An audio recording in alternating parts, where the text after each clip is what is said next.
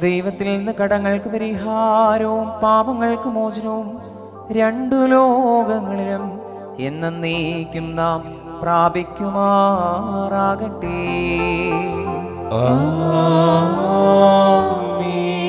ഞാനോ ബലഹീനനും പാപിയുമായ ദാസനാകുന്നു. ദൈവത്തോട് ഇപ്രകാരം നിലവിളിച്ച് പറയുന്നു,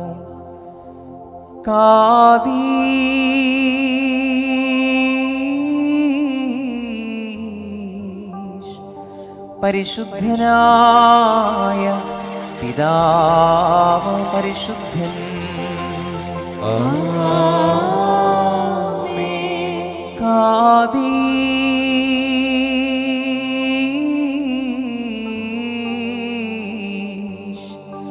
പരിശുദ്ധനായ പുത്രൻ പരിശുദ്ധൻ,